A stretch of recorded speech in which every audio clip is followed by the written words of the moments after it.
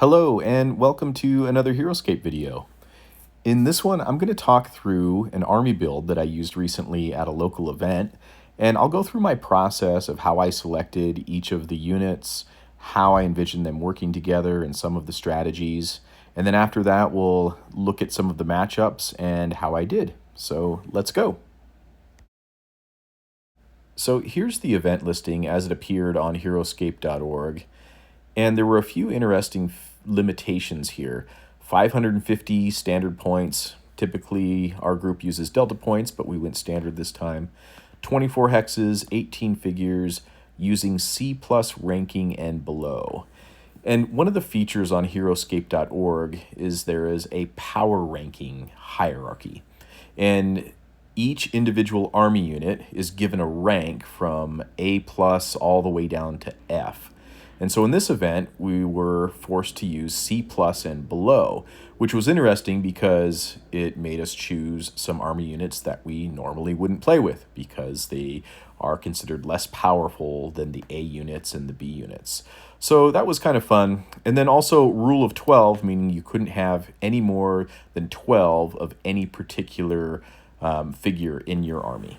And here's an overview of the army I went with, starting with the MacDirk warriors, Sir Denric, Sir Hawthorne, and the Tagawa samurai. And we'll dig into each one here. So starting with the MacDirk warriors, they were the core of this army build, and it's centered around their Highland Fury ability, which allows you to pick any human champion in your army, and they become the MacDirk's champion. And when that hero takes a wound, the MacDirk warriors increase their attack value by 1, and that's cumulative for every wound that hero takes.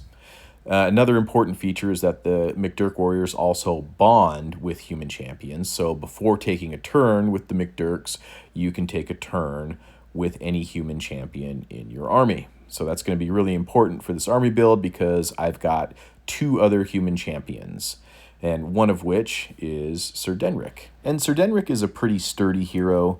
He's got 5 life, 5 move, 4 attack, 4 defense. He also has his giant killer ability, so if he ever faces a huge enemy, he gets a couple extra attack dice. He also has a Coward's Reward ability, which allows him to roll an additional die if any figure ever has a leaving engagement with him.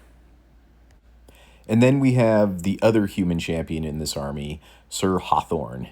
And he's a pretty interesting character. He's a little more sturdy than Sir Denric with 6 life, but he's got this Blind Rage special attack, which is an attack 3, and as long as he rolls 2 skulls, he can just keep attacking.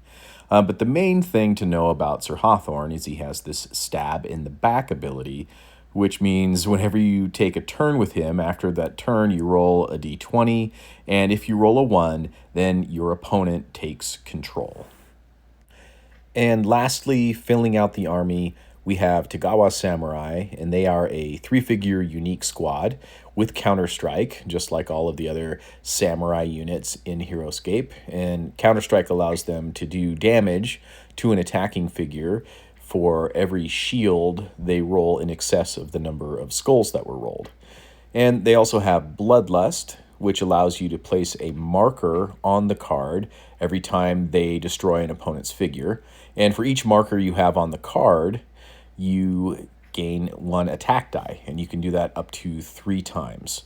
So they can become a pretty formidable little squad, especially if they all survive and get a few kills. You can have an attack value up to 6, and with defensive 5 and Counter-Strike, they can be pretty dangerous. And I also had 4 figures left in my figure limit for this army build, and I had exactly 120 points, so I felt like they fit pretty well. So here's the strategy behind this army build in a nutshell. I picked Sir Hawthorne as the MacDirk's chosen champion for their Highland Fury ability, and since he has 6 life, that means he can take 5 wounds, and the MacDirks can have up to a +5 attack value, which is pretty scary. So what I would do is reveal an order marker on the MacDirk warriors, and first take a turn with Sir Denric. and use Sir Denric to attack Sir Hawthorne and give him, hopefully, a few wounds and pump up the MacDirk warriors so they could go out and lay waste to my enemies. And this worked pretty well, especially when there were opportunities like you can see in the photo when Sir Denric was on height. And I never had to worry about killing Sir Hawthorne because Sir Denric only has an attack value of 4 and Sir Hawthorne has 6 life. But I did have to be careful, especially if I chose to attack him a second time or try to put wounds after he already had some wounds. But normally I was able to get 2 to 4 wounds on him and make the MacDirk warriors have an attack value anywhere from 4 to 6, which I feel like was pretty powerful, especially since there's 4 MacDirk warriors in a squad, and that would mean 4 attacks of potentially 6 or 7 value. So in my first matchup, I went against a couple of werewolf lords and some wolves of Badru and totally ravaged them.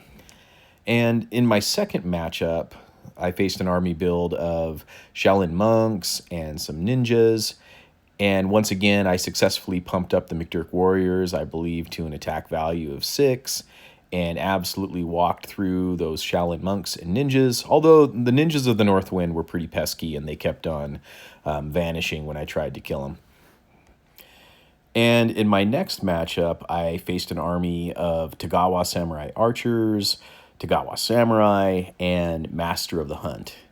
And I actually made a crucial mistake in this game where I accidentally killed Sir Hawthorne, and I alluded to that earlier in this video when I mentioned I needed to be careful, and I wasn't. I hit him one too many times because I was getting greedy and I wanted to really bump up my MacDirks, and I accidentally killed him. And this was like a bittersweet loss because this was actually another army that I built for my son to use, and so my son kicked my butt in this game. And then in my final match, I faced an army build of Anubian wolves and wolves of Badru, and I successfully pumped up my MacDirks, I think, to max power on this one, and just absolutely decimated all of these wolves, and ended up going 3-1 in the event, which I felt like was a pretty good result. Probably could have gone 4-0 if I didn't blunder in the match against the TSAs. But nonetheless, I felt like it was a pretty fun build and probably the most effective way to use the MacDirk warriors. But I don't know. This was the first time I played with them. So if you've made it this far in the video and you've got other thoughts on how to use the MacDirks or ways that you've used them more effectively, I would love to hear about that. If you think I made some crucial errors or if you've got questions, feel free to leave a comment. I read all of them and I will respond. So yeah, thanks for watching, and hopefully we'll have more content to you soon. See ya.